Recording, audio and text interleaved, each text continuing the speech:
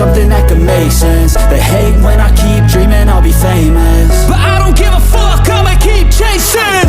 I got all this potential that's deep inside of me, but they hate when you're successful cause they try to be. They sit there being judgmental because you're trying things, and they just want you to settle and do the right thing. So get a good job, don't slack off, wake up every morning, make a good impression when you class. Don't do anything that I wouldn't do. I'm making money, mission is God. Do what I wanna do. Got it different passion every morning, yeah, because you Aku sudah pernah tiru.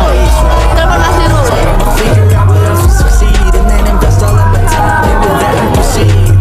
I need whatever the hell can make me happy, and I don't think you have a clue what could that be. They tell me that I'm never gonna make it. They want me to do something that can make sense. They hate when I keep dreaming I'll be famous, but I don't give a fuck, I'ma keep chasing. They tell me that I'm never gonna make it. They want me to do something that can make sense. They hate when I keep dreaming I'll be famous, but I don't give a fuck, I'ma keep chasing. Just like it'd be special if I get rid of the devils. They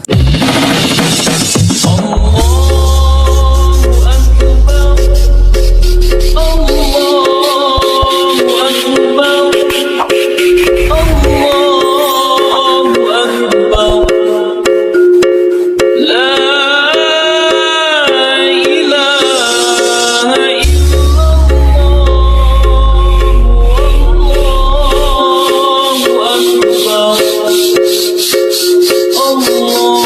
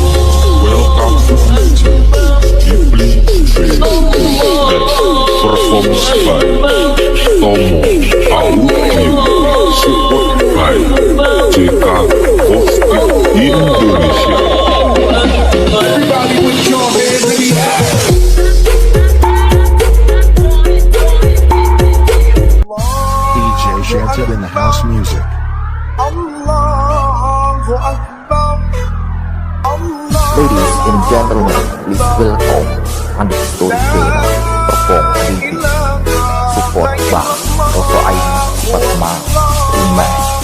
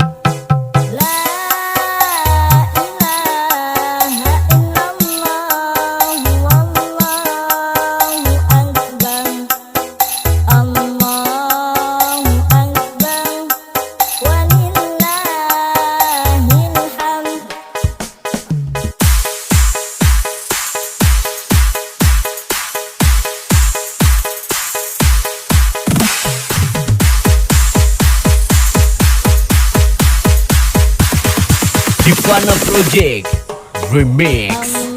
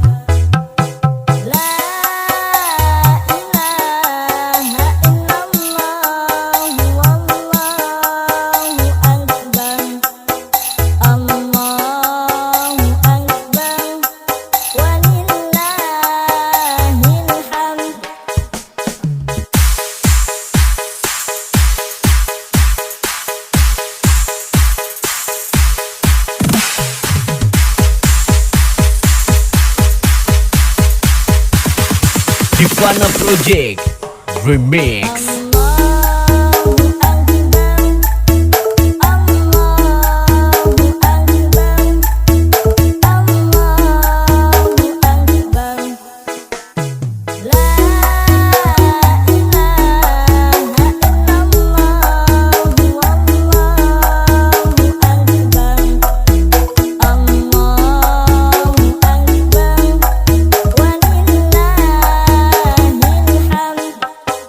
Allah